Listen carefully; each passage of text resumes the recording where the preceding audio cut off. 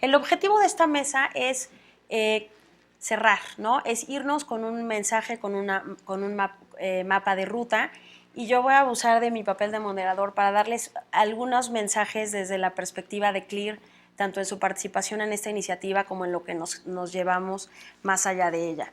En primer lugar, yo quiero destacar que nos quedamos con un mapa de ruta y un compromiso que hacemos aquí públicamente con ustedes para entrarle a dos temas importantes. Uno, los retos de la evaluación, que son retos de la interfaz entre política pública, de diseño de política pública y la propia evaluación, de esta retroalimentación. Porque gran parte de lo que vimos y discutimos en este día y medio de muy intensa y rica reflexión es cómo es posible o cómo podríamos llegar a una política pública integrada en un universo sectorial increíblemente diverso y desde el ámbito nacional. Los temas de cambio climático, por definición, no son estrictamente nacionales, pero tienen realidades locales muy concretas.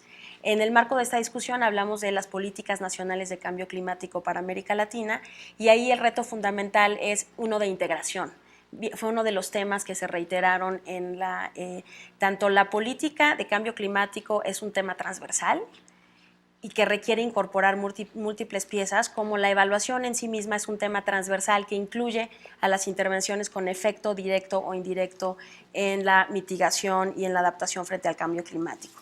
Nos quedamos también con un reto muy puntual desde la perspectiva de CLEAR, porque en CLEAR formamos parte de una iniciativa internacional que busca generar conocimiento y detonar el intercambio de experiencias entre las regiones y al interior de las regiones en materia de fortalecimiento de capacidades para la evaluación.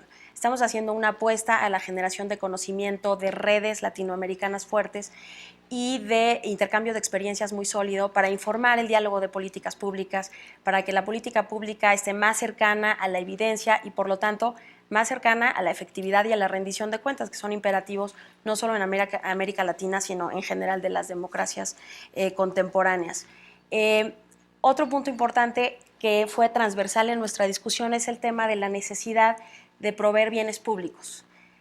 Y la evidencia, la evaluación y el aprendizaje tienen características de bienes públicos. Entonces, desde el Centro CLEAR, para esta primera aproximación al debate sectorial que ya hemos discutido, tendría que ser transversal sobre temas verdes y cambio climático, es eso, es la oferta que hacemos desde el centro de seguir facilitando estos espacios, de contribuir en la medida de lo posible a acercar a los mundos de la evaluación, que como también se mencionó en el seminario, vienen muy de la lógica sectorial, como viene en toda la política pública en la región.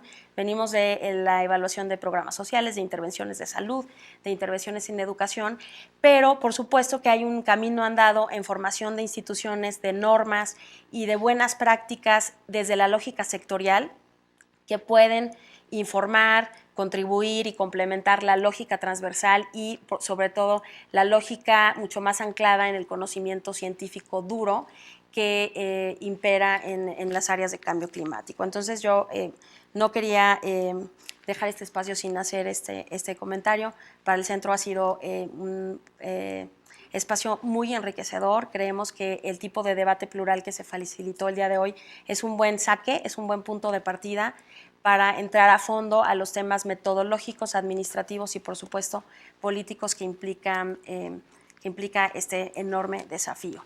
Y bueno, ahora le voy a ceder 10 minutos a cada uno de mis acompañantes. Nos acompaña Vanessa también de Energy for All y Cheryl Gray del Banco Interamericano de Desarrollo, a quien también le agradezco públicamente todo el apoyo para la realización de este seminario junto con la cooperación suiza.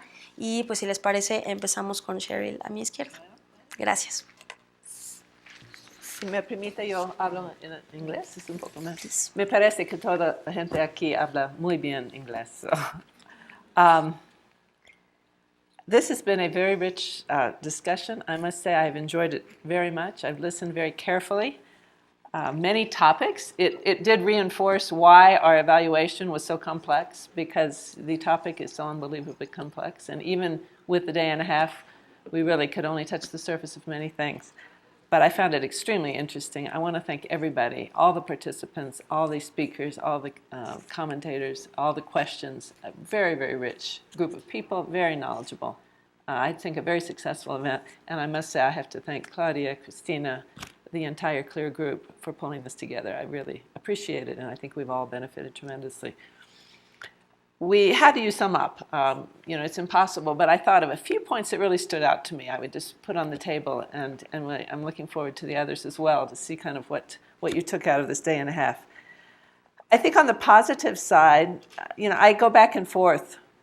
My mood swings constantly on this topic from optimism to pessimism. And on the optimistic side, when you hear people, there are win-wins. There's been real accomplishment. I think I was fascinated yesterday on the transport discussion of the total change in mindset on urban transport. And I walked today here from the hotel and was amazed at the number of bicycles going through Mexico City and the way they've set aside. You never would have thought Mexico City could have been home to so much bicycle commuting. But things are changing so rapidly throughout the world. And so that gives cause for hope. And the whole change in the whole kind of mindset of urban transport, which was discussed yesterday, I thought was a real cause for optimism.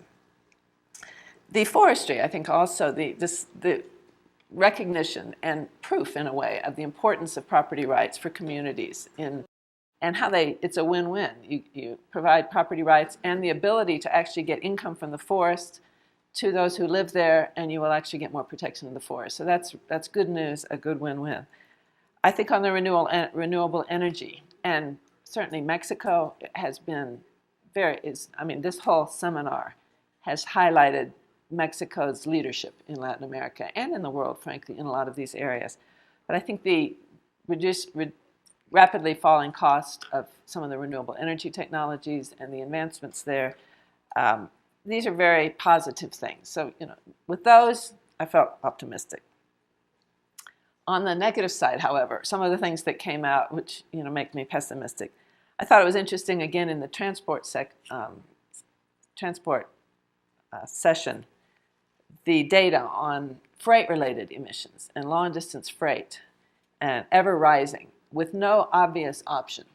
So the links between economic growth and trade and emissions, and it wasn't obvious to me as I heard that what you could possibly do about that. The second, of course, the pricing issue, which came through piece by piece, but the short-sightedness, necessary short-sightedness of politicians, of governance systems, and the difficulties of addressing pricing, of any kind of pricing, certainly of energy pricing. And therefore, the emphasis on supply as opposed to demand. And I might say both OVE, where I work, and the World Bank's evaluation group have done major evaluations on climate change in the last 3 years. And the one at the World Bank stressed, and both of ours and the World Bank's stressed so much the under attention given to the demand side.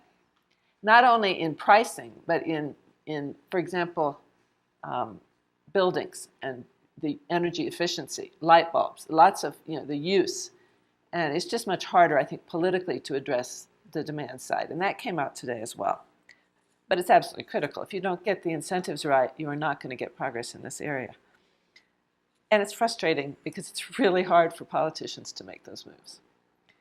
The third thing that came out yesterday in the agriculture session, just the incredible vulnerability of Central America and the Caribbean.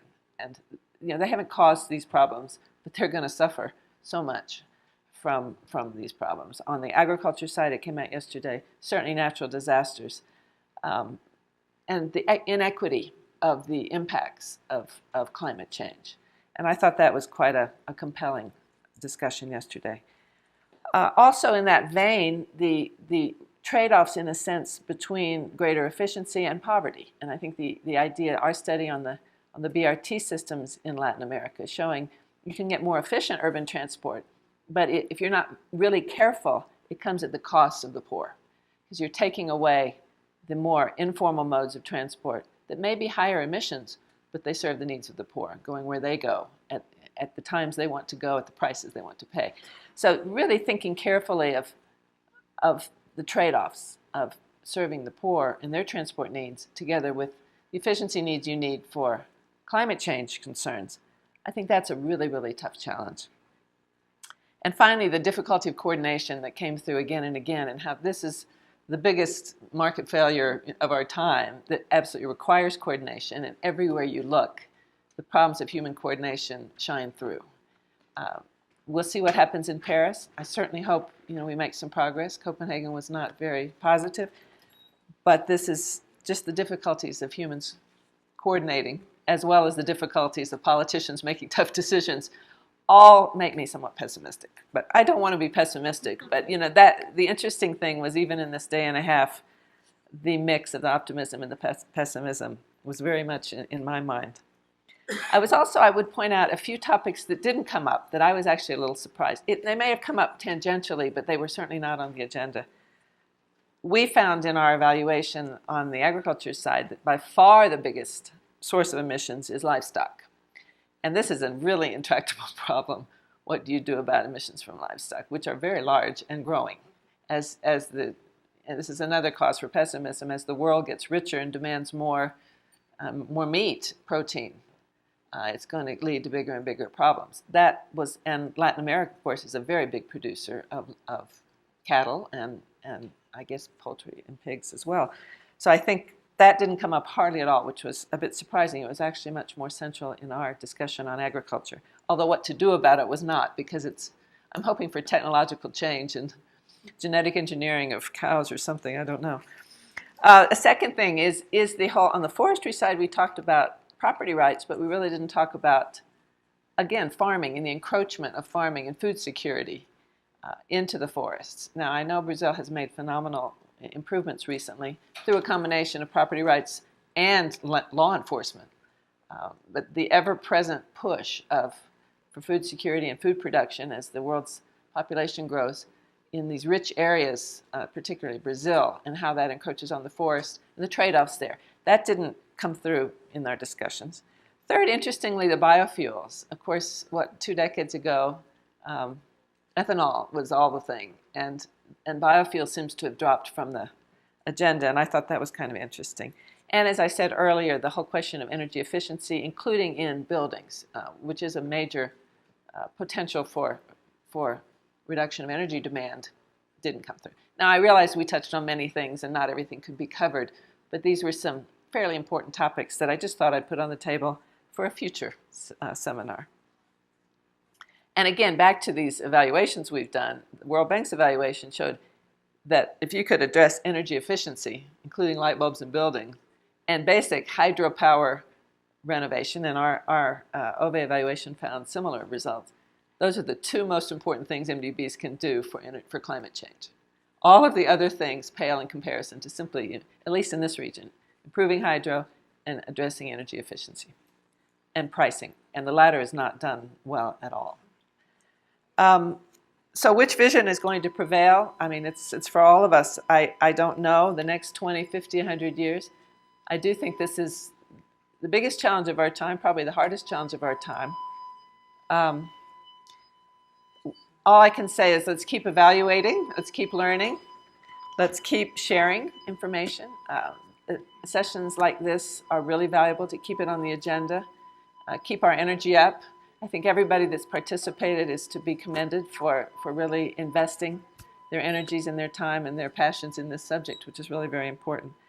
I'm one who thinks adaptation is going to happen simply because it has to happen. I mean, adaptation is just, it will happen, but it is going to happen really at a high cost or at a lower cost. I guess this is the question, but there's no question it's going to happen because it has to happen.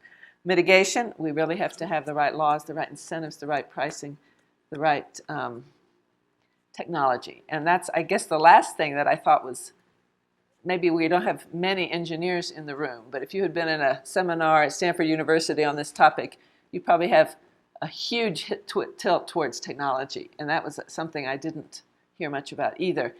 I know there's a huge investment now in technology around the world, in China, all over the world, in the United States, in new, very innovative, sometimes crazy ideas for radical technology, particularly in energy, but I'm sure in these other areas as well.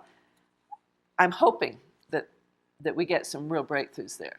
In the past, if you look through history, I think radical technology changes have solved a lot of problems that people thought were insoluble. I'm not a Pollyanna saying that's the only thing we can do, but I do think we have a potential for some really major technological breakthroughs, particularly in the energy side, given the efforts and the investments that are going into that around the world. And I'm very much hoping that that will come along with the policies and everything else that we have. So I will stop there. Again, I want to thank all of you. This has really been a fabulous experience. Thank you very much. Gracias. Ahora corresponde el uso de la palabra a Miguel Gerardo Breceda, del INEC. Muchas gracias. Gracias. Bueno, no sé si tengo micrófono o no. ¿Es necesario? Ok. Muchas gracias. Bueno, podemos desarrollarnos por la ruta convencional, quién sabe qué quiera decir eso, y después atenderemos al medio ambiente. Aquel pernicioso lema de que primero ricos y después verdes. No, ya no. Y aquí se resumió muy sintéticamente en la propuesta de ya no podemos permitirnos nueva infraestructura que arranque con vulnerabilidad. Un poco el puente resiliente del que se hablaba hace un momento. El desarrollo económico de nuestra región se tendrá que generar en un ámbito de combate cotidiano y permanente al cambio climático. Y para delinear el nuevo patrón de desarrollo, sustentado en un crecimiento verde, se requiere como nunca de un conjunto coherente de políticas públicas y como señaló nuestro colega del Coneval, Hernández Licona, y lo cito, hoy es impensable una política pública sin evaluación. Tema que se discutió ampliamente el día de ayer y que se ha retomado afortunadamente para el cierre de nuestro seminario hoy. La evaluación resulta en general necesaria para dar credibilidad y sancionar los resultados de los programas y políticas de cambio climático. Y me permito sugerir que debe considerarse como una tarea consustancial de estas políticas. A partir de los diversos ejercicios de evaluación realizados en las últimas 2 décadas, podemos inferir con certeza que los mayores montos de inversión en acciones de combate al cambio climático, a juzgar por los datos del BID, que finalmente nos dio los resultados de un proceso de evaluación, estos montos de inversión se destinan a proyectos de mitigación y específicamente a proyectos de eficiencia energética y fuentes renovables de energía en un 70%, y el resto a proyectos de transporte, 30%, y casi nada, lo hemos discutido ampliamente, se invierte en adaptación. Y esta situación ocurre cuando, nuevamente de acuerdo con evaluaciones del BID, América Latina requiere del orden de $100,000 millones anuales para la adaptación y solo destina 1, según las cifras que nos dieron. El panel dedicado al tema de evaluación fue muy sugerente y cuestionó el marcado sesgo de la inversión hacia el desarrollo tendencial, el famoso BAU, y en relación con estas inquietudes, José Luis Samaniego de CEPAL nos recordó muy atinadamente que hemos discutido por más de 20 años la política climática como un nicho y no como debe ser, como una cuestión estructural. Concebida de esta manera, la política climática, si la concebimos de esta manera, contribuiríamos a que en los países se crearan más bienes públicos, tema que también recientemente se abordó. Y estas son las notas de ayer, pero qué bueno que hemos vuelto a ellas. En materia de agricultura y haciendo paralelo con esta revisión que hizo mi colega, en donde tuvimos ponencias excelentes y luego comentarios que yo no diría puntuales, sino tangenciales, que no comentaban propiamente el tema de la ponencia, sino que aportaban de una manera muy rica temas adicionales, pero sobre la gran temática de la que se estaba discutiendo. Bueno, en materia de agricultura, en este seminario, Fernando Soto Vaquero de la FAO nos recordó cómo el paradigma actual en este campo, centrado en la producción industrializada, ya muestra claramente sus límites de sostenibilidad. Al respecto, mencionó que los países de la OCDE, hoy lo estuve buscando porque me quedé con la duda si el número es correcto, dice que los países de la OCDE otorgan al agro, a sus países, a los agros de sus países, subsidios equivalentes a 400 mil millones de dólares anuales. Digo, hablando de subsidios, debíamos de revisar estos, por cierto. En materia de política climática, la FAO propone, bajo un enfoque de ecosistemas, la sinergia entre adaptación, mitigación y producción alimentaria. Una propuesta excelente, por cierto. Casi todos los panelistas coincidieron en que para la cuestión de la agricultura, la adaptación debe ser el eje de dicha política. Debido a que, entre otras cosas, como apuntó Ana Ríos del BID, en relación con Centroamérica, y es un ejemplo que está bien estudiado con datos que ella dio, el cambio climático en esa región ha trastocado el ritmo de las estaciones, ya hay una medición de eso, ha trastocado la frontera agrícola y la diversidad genética y previsiblemente magnificará la baja productividad, la desnutrición y el hambre en esa región. El caso es extensivo, yo creo que a todos los países de América Latina. Para el manejo integrado de cuencas y bosques, en términos muy sucintos, la ponencia de David Kaimowitz de la Fundación Ford, secundada y enriquecida por el resto de los panelistas, se centró en el concepto de capital social.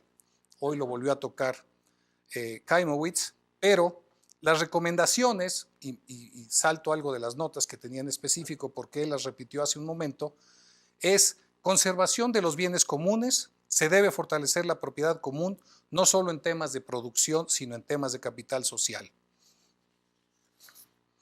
En cuanto al gran villano de las emisiones, el transporte, y coincido con todas las críticas que se han hecho aquí, el panel correspondiente nos ofreció una magnífica síntesis de las medidas de mitigación y adaptación, que es adaptación en infraestructura, que se han propuesto para el sector y que prometen, como casi todo lo que hemos estado haciendo aquí, promesas, buenos resultados.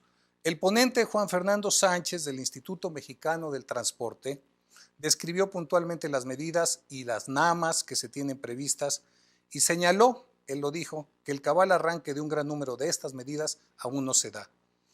En nuestra opinión, la óptica general de la política climática en transporte en el país soslaya una multitud de acciones que se refieren a la gestión de la demanda. La óptica es más bien ofertista, pero algunos de los panelistas ofrecieron un interesante conjunto de sugerencias relacionadas. Y nosotros como INEC es una de las fortalezas en la coordinación de crecimiento verde, el estudio puntual que tenemos sobre el transporte. Bueno, en el sector de la energía, bueno, vimos una reseña también de las promesas, y no lo estoy diciendo de forma peyorativa, que nos ofrece la reforma energética.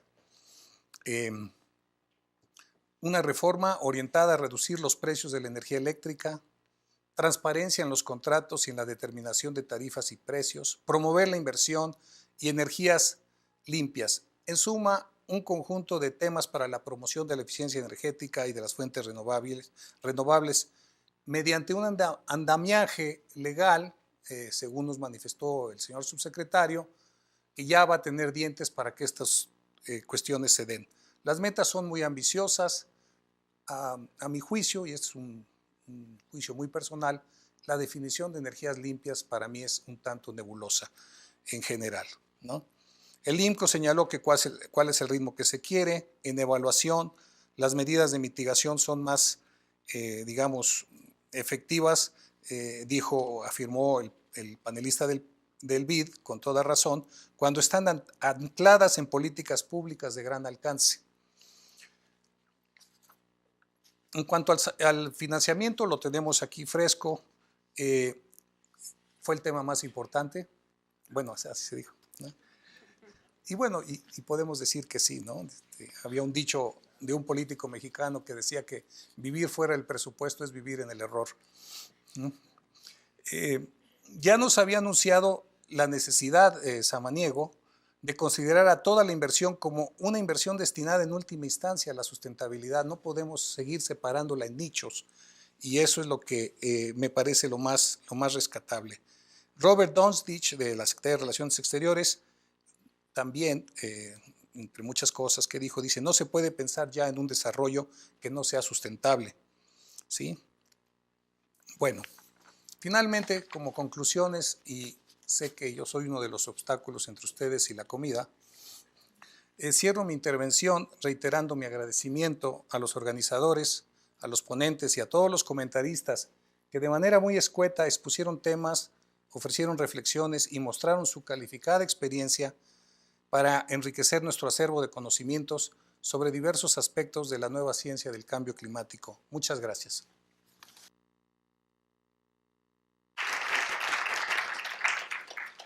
Ahora, Vanessa Pérez Cireira de Energy for All, por favor. 10 minutos. Gracias. Gracias, Claudia. Trataré de ser breve. Antes que nada, una disculpa porque no estuve el día de ayer, entonces no puedo dar resumen ni conclusiones, pero creo que mis colegas acá en el panel lo hicieron de forma bastante detallada. Para mí, las cosas que se quedan del día de hoy, yo las resumiría, yo creo que en 5 grandes puntos. El primero tiene que ver con los temas de demanda, ¿no? La necesidad inminente de atacar aspectos de demanda a nivel general, pero en particular en América Latina, ¿no? Por las tasas tan enormes de urbanización. Tenemos, yo creo que de las tasas de urbanización más grandes del mundo, y este tema de motorización del que hablaba José Luis, ¿no? El consumo en ciudades, ciertamente, y lo ha dicho la Agencia Internacional de Energía, el enverdecimiento de la matriz eléctrica es una precondición, pero sin duda no será suficiente y por lejos de lo que necesitamos hacer para tener sociedades descarbonizadas al 2050, ¿no? Entonces es uno de los temas. El segundo tema tiene que ver con estos temas de gobernanza, ¿no? Gobernanza, bienes públicos, como un caso de obviamente de falla de mercado a nivel global, y el tomar en cuenta que las políticas de mitigación y a veces quizá de adaptación más efectivas no necesariamente son las más costosas, ¿no?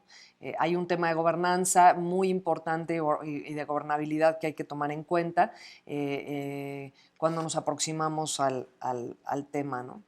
El tercer tema tiene que ver con los plazos, ¿no? Y es obviamente inherente a lo que estamos hablando aquí, hacia dónde tenemos nuestros plazos, y tiene que ver con las expectativas de tecnología que se vienen, y que yo creo que en este sentido, tanto en la promoción de las energías renovables como en nuestras metas de cambio climático, pues tenemos que ser más audaces, ¿no? No podemos quedarnos en la silla con lo que conocemos un poco ahora, sino realmente el pensar, echar empujar el benchmark hacia adelante y ser mucho más audaces en nuestra visión, y eso tiene que ver también con la promoción de las energías renovables, ¿no? Los plazos financieros, pero también el decir, bueno, realmente a qué le estamos apostando, ¿no? Y en el caso del gas, pues a mí me viene un poco esta analogía de decir, bueno, ¿por qué pasar por la preparatoria si podemos entrar directo a la universidad, ¿no? Entonces, pues realmente yo creo que es un tema de audacia, ¿no? Y yo creo que ese es también un muy buen vínculo con el cuarto mensaje, que tiene que ver con estos temas de adaptación, ¿no? Sin duda, yo coincido con los comentarios acá, que tenemos que ver el cambio climático de una manera mucho más estructural, ¿no? Y en el caso de conservación hay una terminología que usamos, que me choca usar aquí necesariamente palabras en inglés, pero creo que es muy acertada, y es Climate Smart Conservation, ¿no? Entonces aquí yo creo que deberíamos de estar hablando de Climate Smart Development, ¿no? O sea, tenemos que cambiarnos el chip. Ya el chip tiene que ser otro, ¿no? O sea, ya no podemos hacer conservación de la misma manera porque las especies ya no van a estar donde van a estar. Y lo mismo tenemos que hacer con el desarrollo, ¿no? O sea, tenemos que pensar en un nuevo paradigma, en un nuevo modelo, y pensar en un Climate Smart Development, ¿no?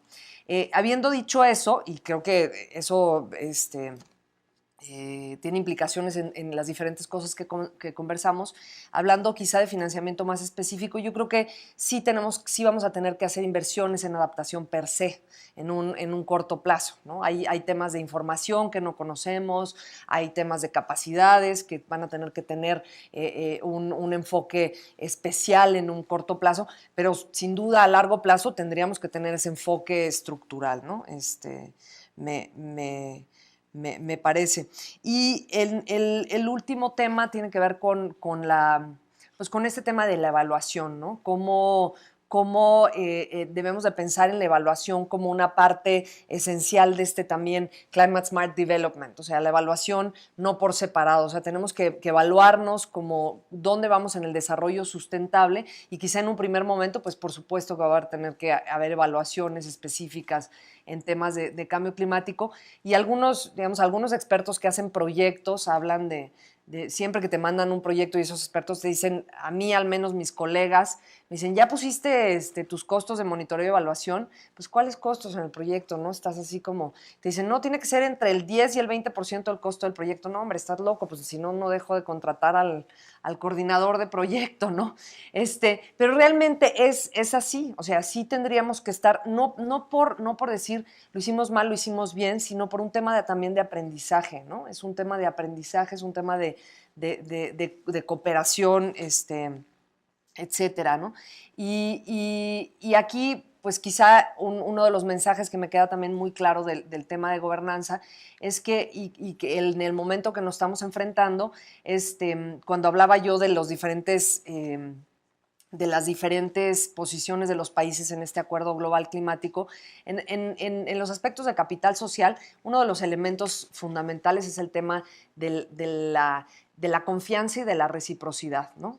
Y entonces, ¿qué está pasando a nivel internacional? Pues que se juntan lo que yo puedo hacer, pero se junta un tema como de teoría de juegos, ¿no? Yo me voy a mover, pero yo voy a ver primero cómo se mueve el otro. Yo creo que ya tendríamos que estar terminando con estos asuntos de ver cómo se mueven los demás y realmente ponernos serios porque este es un problema serio que si no llegamos y muy probablemente cuando hagamos la primera suma del acuerdo climático global en París, no vamos a llegar a los 2 grados centígrados, ¿no? Sin duda nos vamos a quedar bastante cortos y tiene que ver con una visión de planeta que queremos en el 2050, ¿no? Entonces, y eso tiene que ver con confianza y tiene que ver con reciprocidad y colaboración. Entonces, bueno, pues hasta ahí me quedo y agradecer la oportunidad y los panelistas de verdad de muy buen nivel. Así que muchas gracias. Gracias. Muchas gracias, Cheryl, Miguel, Vanessa.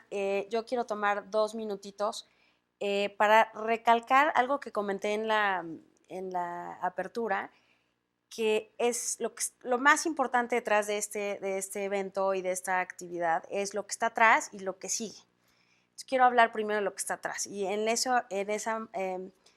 aspecto les cuento un poco que la diversidad, que creo que fue muy afortunada en el diseño de la agenda, de los temas indispensables, quizá no una revisión exhaustiva de los temas fundamentales, pero los que sí tendrían que estar, y la identificación de perfiles de personas con expertise, con compromiso y con perspectivas suficientemente diversas como para estimular un debate que fuera abierto, que fuera plural y que fuera enriquecedor.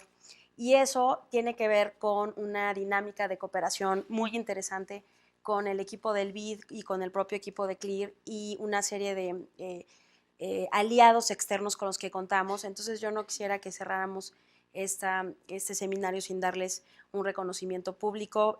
Por supuesto, a Adrián Fernández y a todo el equipo de la Iniciativa Climática Regional de América Latina, quien participó en estas discusiones, a Cuauhtémoc León del Centro de Especialistas en Gestión Ambiental, a Rodrigo Gallegos del Instituto Mexicano para la Competitividad, a Cheryl Gray, Juan Manuel Puerta, Verónica González, Lynn Scholl, María Elena Corrales y María Ruiz Oquendo de la Oficina de Evaluación y Supervisión, quienes trabajaron mucho tras bambalinas para que llegáramos a este lugar y que el seminario llegara a buen puerto. Por supuesto, a David Bilk, a Melina Ramírez, Ana Ríos, Jorge Hinojosa de la División de Cambio Climático del BID, a la Agencia Suiza para la Cooperación y el Desarrollo, quien apostó de manera muy generosa a ser nuestro socio en esta iniciativa.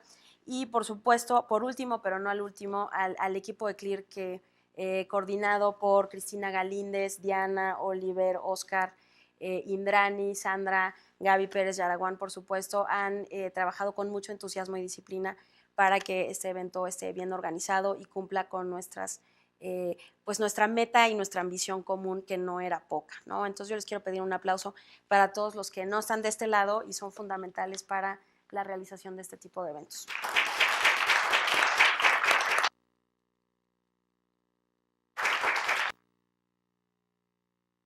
cierro con lo que sigue, ¿no? Ya les conté de dónde viene el seminario. Lo que sigue es que tengamos un compromiso compartido por avanzar en este debate, por acercar a la comunidad de evaluación con la comunidad verde, por llamarlo de alguna manera, y ir identificando juntos complementariedades y espacios a producir en la medida de nuestras escasez de recursos y nuestras limitaciones institucionales, estos pequeños bienes públicos que son la discusión que informa el debate de política y la conexión de audiencias que generalmente no se conectan en un tema tan trascendental y tan imperativo como es el tema de la supervivencia global, ¿no? Algo tan básico como eso. Muchas gracias a todos por acompañarnos y seguimos en contacto. Gracias.